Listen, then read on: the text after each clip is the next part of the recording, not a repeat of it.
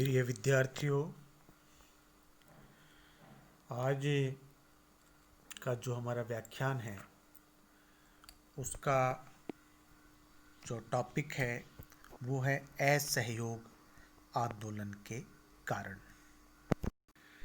पिछले व्याख्यान में हमने असहयोग क्या होता है, सत्याग्रह क्या होता है, इनके बारे में जानकारी प्राप्त की थी। आज पुनः मैं आपको बता देता हूँ कि असहयोग क्या है, असहयोग आंदोलन क्या है। असहयोग, जैसा कि इस शब्द से स्पष्ट होता है, इस शब्द में जो निहित अर्थ है सहयोग नहीं करना, किसी भी व्यवस्था को सहयोग नहीं करना असहयोग।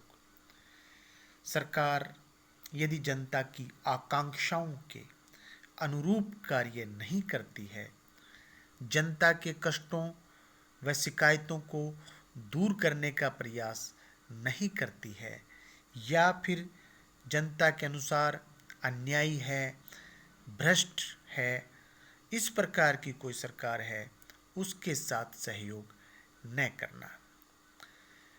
क्योंकि बुराई करने वाला भी बुराई सहन करने वाले के सहयोग के बिना सफल नहीं हो सकता। वस्तुतः असहयोग का उद्देश्य अन्यायी सरकार से स्वयं को मुक्त कर पवित्र करना और उससे सहयोग समाप्त करना।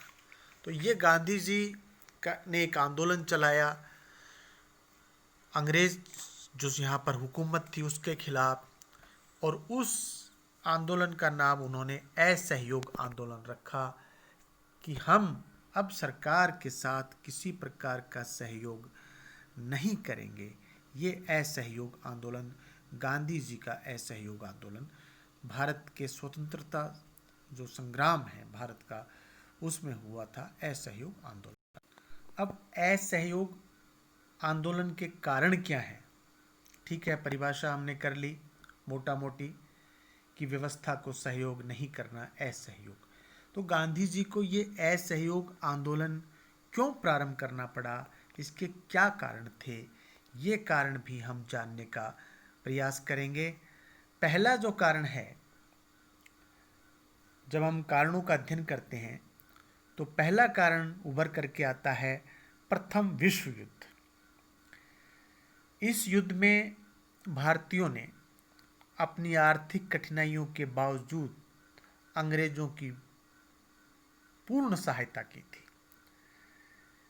अंग्रेजों की न्यायप्रियता व ईमानदारी पर पूर्ण विश्वास होने के कारण महात्मा गांधी ने अपने भारतीय भाइयों को इस कठिन समय में अंग्रेजों की सहायता करने की एक जो कार्मिक अपील थी, वो अपील उन्होंने की, बहुत ही मार्मिक अपील उन्होंने की कि हमें अंग्रेजों का साथ देना चाहिए। अपना मोरल ड्यूटी गांधी जी ने बताया। भारतीयों की धन व जन की अपूर्व सहायता से अंग्रेजों को युद्ध में सफलता भी मिल गई। अब भारतवासियों को बड़ी आशाएं थी कि युद्ध की समाप्ति पर उन्हें अपना जो गणतंत्र के जो सिद्धांत के ऊपर जो अंग्रेज चल रहे थे, उनके अनुसार उन्हें शीघ्र ही स्वशासन के अधिकार प्राप्त हो जाएंगे। और इसी दौरान जो 1917 में मॉन्टेग्यू की घोषणा थी, उससे इस आशा को बहुत बल भी मिला था। किंतु युद्ध के समाप्त होने की घोषणा ने उनकी आशा, इसके बाद जो कुछ हुआ, भारतीयों की आशाओं पर तुषारपात हुआ। वर्साय की जो संधि हुई, उस संधि के अंतर्गत साम्राज्यवादियों ने स्वशासन के जो आश्वासन दिए थे उन्हें भुला दिया और उपनिवेशों को अपने ढंग से उन्होंने आपस में बांट लिया। तो प्रथम विश्व युद्ध के बाद भारतीयों को लगा था कि अब हमें स्वशासन मिलेगा, क्योंकि इसी आधार, इसी मुद्दे पर अंग्रेज उस प्रथम विश्व युद्ध में युद्ध लड़ रहे थे, लेकिन ऐसा नहीं हो उसका। एक और जो दूसरा जो कारण हुआ, वो कारण भी विदेशी कारण था कि 1917 की रूस की क्रांति। 1917 की रूसी क्रांति जो हुई, उससे भारतीयों को एक थोड़ा प्रोत्साहन मिला, क्योंकि ये जो अंतर्राष्ट्रीय परिस्थितियां जो बन रही थीं, वो भारतीय उसको भारतीय नेता, भारत के लोग उनको देख रहे थे, समझ रहे थे। 1917 में रूसी क्रांति से विश्व में प्रथम साम्राज्यवादी मैंने गलत कह दिया, प्रथम समाजवादी राज्य का उदय हुआ। इंग्लैंड ने अपने दिए वायदे भारत में पूरे नहीं किए। उधर सोवियत रूस में एक तरफा घोषणा कर एशिया में अपने साम्राज्यवादी अधिकारों का अंत कर दिया। इससे रूसी क्रांति आम लोगों में शक्ति व साहस सर्जित करने में बड़ी सहायक सिद्ध हुई। इंग्लैंड की सरकार ने वायदा करके भी उसे पूरा नहीं किया। दूसरी तरफ रूस ने साम्राज्यवाद को समाप्त कर दिया। लेनिन ने वायदे के अनुसार भूमिहीन किसानों को भूमि दी। इसी कारण भारत के सभी वर्ग इस क्रांति से प्रभावित हुए। इस क्रांति से प्रेरणा लेते हुए दिल्ली कांग्रेस अधिवेशन में कांग्रेस ने भी भारतीयों के अधिकारों व आत्मनिर्णय के अधिकार की घोषणा किए जाने की मांग की। तो ये दूसरा कारण हुआ। तीसरा कारण आर्थिक संकट। जब प्रथम विश्व युद्ध हुआ तो युद्ध काल में ब्रिटिश सरकार ने भारतीय जनता का भारी शोषण किया। इससे भारतीयों की आर्थिक स्थिति दयनीय हो गई। वस्तुओं की कीमतों में भारी वृद्धि हुई। युद्ध काल में भारतीय खाद्यान्नों की कीमत में 93% वृद्धि हुई। आयातित वस्तुओं की कीमतों में आशातीत बहुत ज़्यादा वृद्धि हुई। भारतीय उत्पादों की कीमत में 60% की वृद्धि हुई।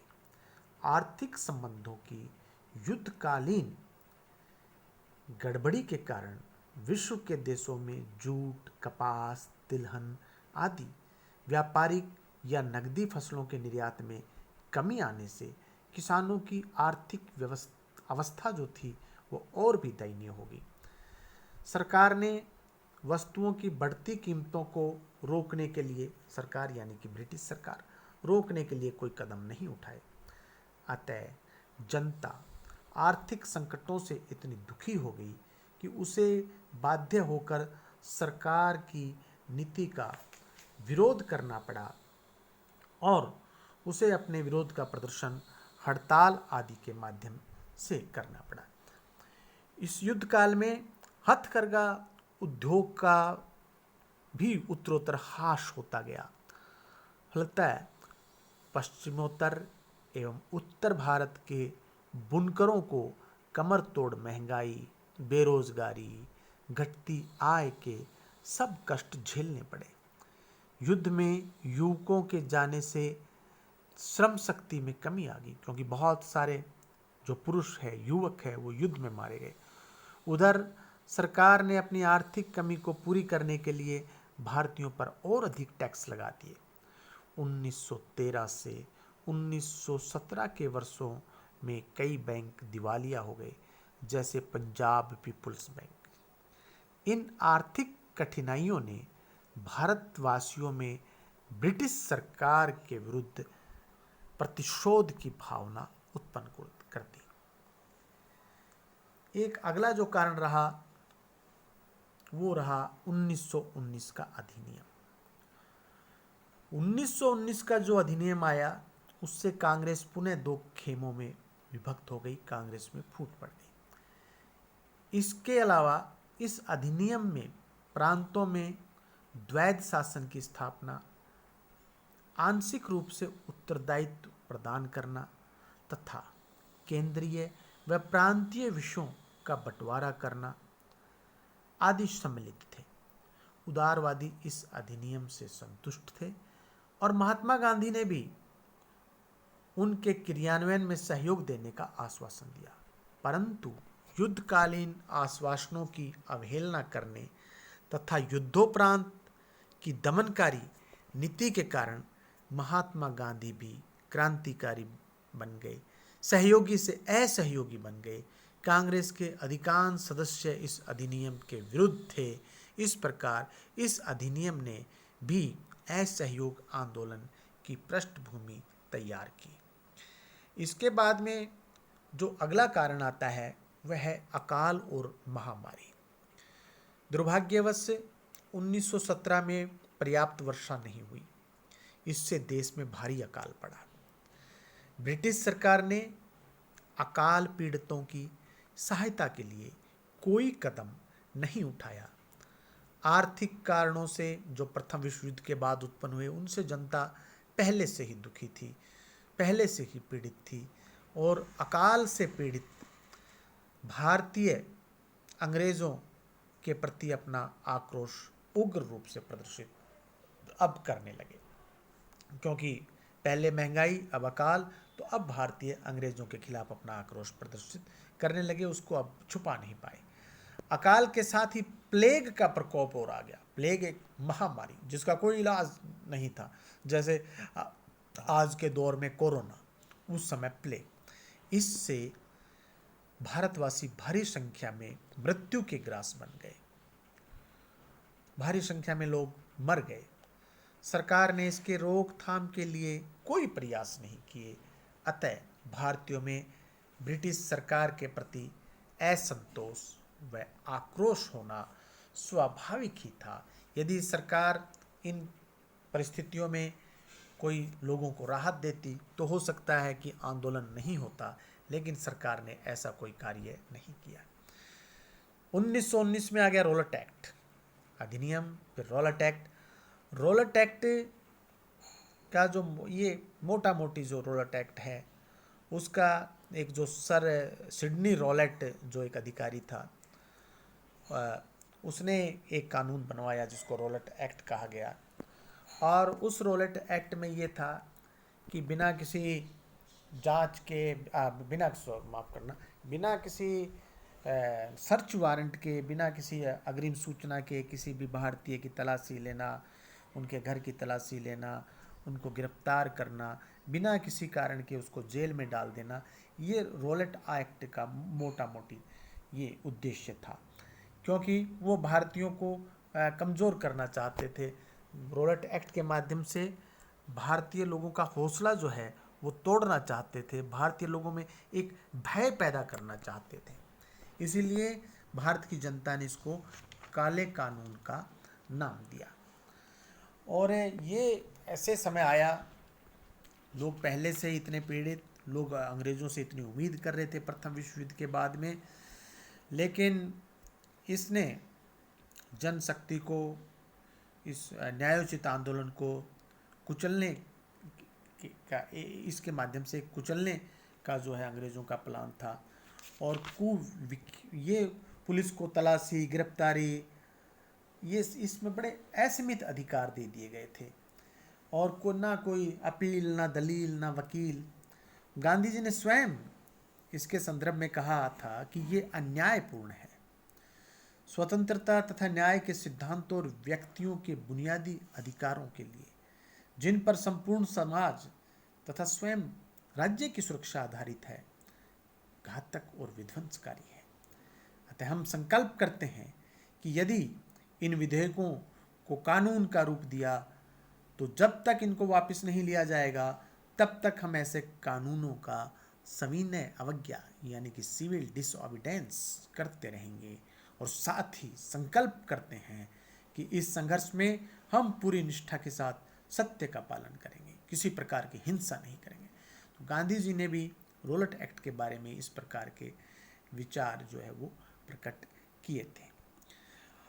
इस रॉलेट एक्ट से लोगों के मन में बहुत गुस्सा था, और उस गुस्से की प्रतिक्रिया जगह जगह आंदोलन, हड़ताल ये चल रहे थे। उसी दौरान अंग्रेज़ों ने एक घिनौना कृत्य कर दिया, जो इतिहास में जलियांवाला बाग, जलियांवाला हत्याकांड के नाम से दर्ज है। अमृतसर जो कि पंजाब में, वहाँ भी सत्याग्रह के समर्थन में सभाएं हो रही थी। और पंजाब एक सीमावर्ती प्रांत था, वहाँ से प्रथम विश्व में बहुत सैनिक गए थे। जो पहला युद्ध हुआ, महायुद्ध हुआ, विश्व युद्ध हुआ, युद्ध के समय भारत में 12 लाख सैनिक भर्ती किए गए थे, जिसमें 3.5 लाख से अधिक सैनिक अकेले पंजाब से थे। अतः ब्रिटिश सरकार पंजाब को राजनीतिक प्रभाव से दूर रखना चाहती थी। इसी कारण वहाँ सरकारी अधिकारी सर्वाधिक सजग थे, और जो बड़े कट्टर जो अधिकारी थे, बड़े जो क्रूर किस्म के अधिकारी थे, अंग्रेजों की दृष्टि से जो सक्षम अधिकारी थे, उनकी वहाँ तैनाती थी। वहाँ 6 अप्रैल जो देश भर में कॉल था, 6 अप्रैल शांति से निकल गया, परंतु 10 अप्रैल को प्रातःकाल अमृतसर के डिप्टी कमिश्नर ने बिना किसी कारण पंजाब के 2 विख्यात नेता डॉक्टर सत्यपाल और डॉक्टर सैफुद्दीन किचलू को बंदी बना लिया तथा उन्हें अज्ञात स्थान पर भेज दिया, और महात्मा गांधी जी को पलवल के समीप 9 अप्रैल को पंजाब में आने से रोक दिया। इसका समस्त पंजाब में विरोध किया गया। उनके लिए रिहाई के लिए अमृतसर में हड़ताल घोषित की गई। जनता डिप्टी कमिश्नर के बंगले की तरफ बढ़ी। भीड़ शांत थी, केवल अपने नेताओं की रिहाई की मांग कर रही थी, किंतु रेलवे क्रॉसिंग पर पुलिस ने उसे आगे बढ़ने से रोका तो भीड़ क्रुद्ध हो गई।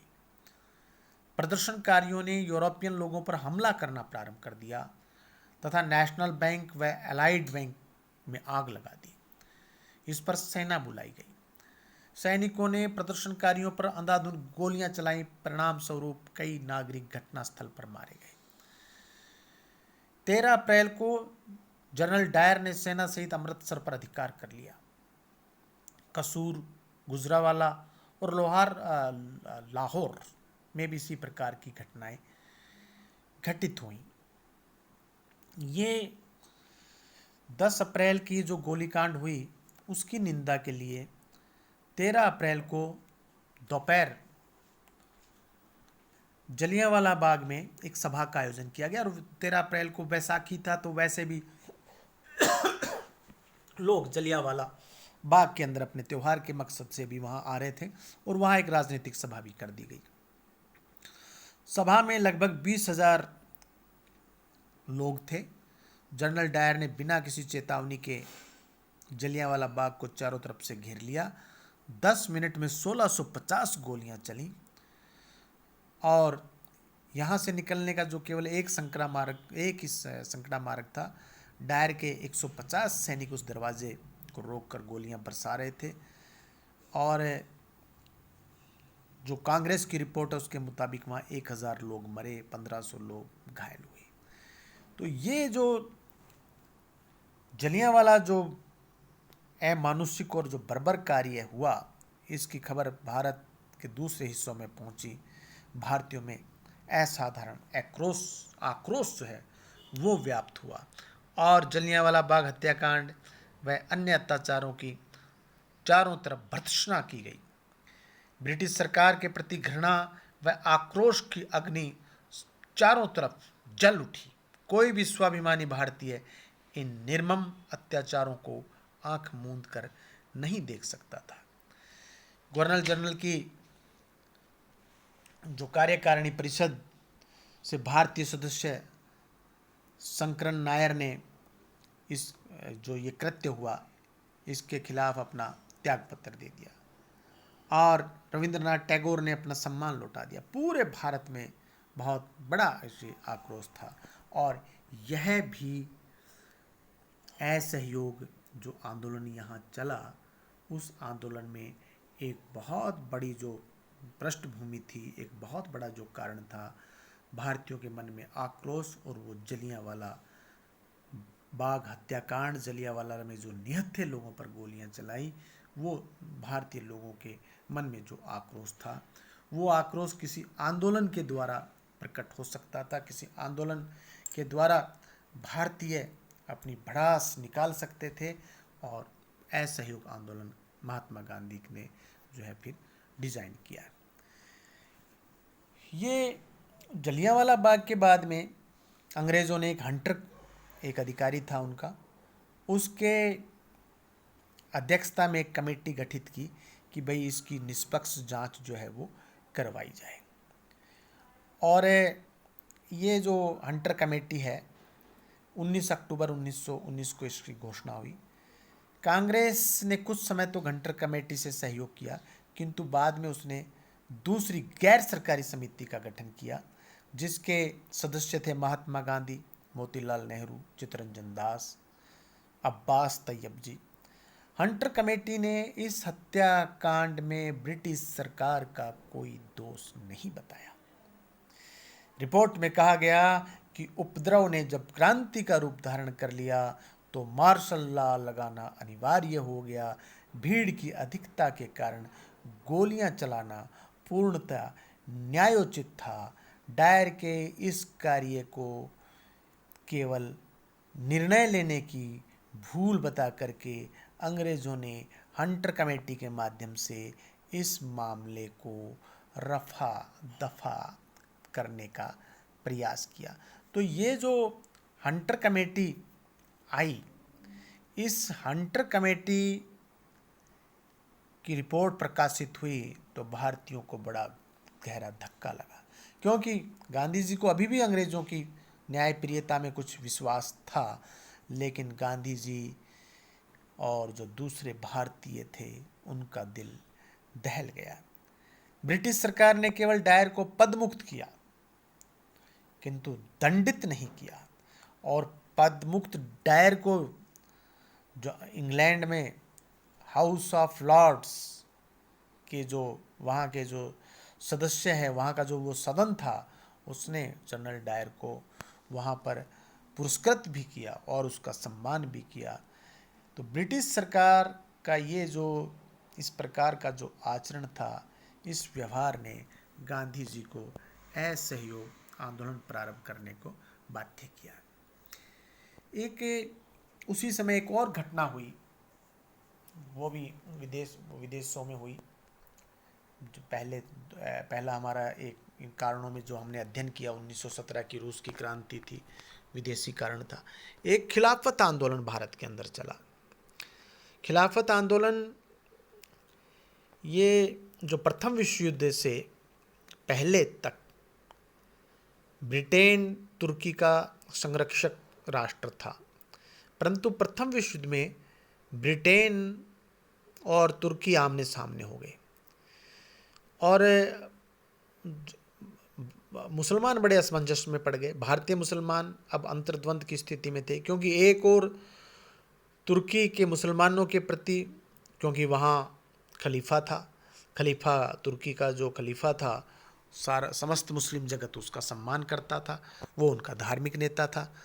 तो एक तरफ तो वो धार्मिक निष्ठा थी, दूसरी तरफ अंग्रेज़ों के लिए राजनीतिक निष्ठा थी। तो ये इस सब के बावजूद भी भारतीय मुसलमान गांधी जी के आह्वान पर, दूसरे नेताओं के आह्वान पर यूँ कहे कि एक प्रकार से स्वामी भक्त बने रहे, और ब्रिटिश सरकार ने आश्वासन दिया कि तुर्की की अखंडता तथा अरब व मेसोपोटामिया के पवित्र इस्लामी स्थलों की सुरक्षा की जाएगी। लेकिन बाद में ऐसा नहीं हुआ। बाद में जो संधियाँ हुई, उस संधियाँ के माध्यम से जो खलीफा का पद है वो समाप्त कर दिया अंग्रेज़ों ने, और जो तुर्की है उसका विभाजन कर दिया। तो ये मुसलमानों के लिए एक बड़ा आघात था, और मुसलमानों ने इसके लिए जो है खिलाफत आंदोलन चलाया। तो गांधी जी उस समय ये सब घटनाक्रम को देख रहे थे। गांधी जी ने भी मुसलमानों का समर्थन किया, और उसी समय गांधी जी असहयोग आंदोलन की संरचना कर रहे थे। खिलाफत आंदोलन उस समय मुसलमानों की तरफ से जो एक गुस्सा था, तो ये खिलाफत आंदोलन मुसलमानों का सहयोग भी इससे रहे, और असहयोग आंदोलन जो है वो अपनी ताकत के साथ में, जब मुसलमान देश का हर नागरिक साथ में हो जाएगा असहयोग आंदोलन, इससे उसको बल मिलेगा। गांधी जी ने ये सोचते हुए वैसे भी गांधी जी हिंदू, मुस्लिम, सिख, ईसाई इन सब की एकता, इन समस्त भारतीयों के जो भाईचारे में बड़ा उनका विश्वास था, और इसलिए गांधी जी ने खिलाफत आंदोलन का समर्थन किया। और खिलाफत आंदोलन और असहयोग आंदोलन, ये जो है दोनों साथ चले। तो सारांश में यूँ कहें कि असहयोग आंदोलन कोई किसी एक घटना, कोई एक तात्कालिक कारण के से प्रारंभ नहीं हुआ। कई ऐसे कारण थे प्रथम विश्व युद्ध के बाद से।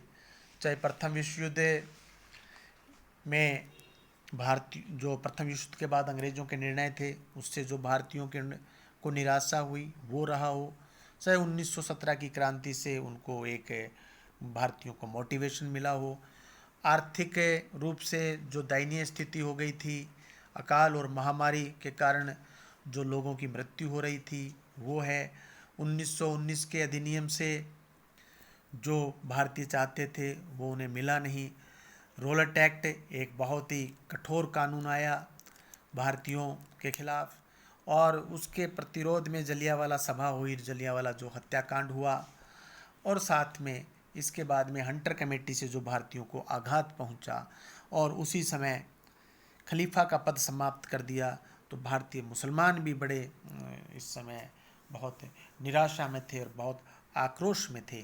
तो ये अनेक जो कारण हैं उन वो असहयोग आंदोलन के कारण सिद्ध हुए, और असहयोग आंदोलन गांधी जी ने किया। शेष अगले अध्याय में। धन्यवाद।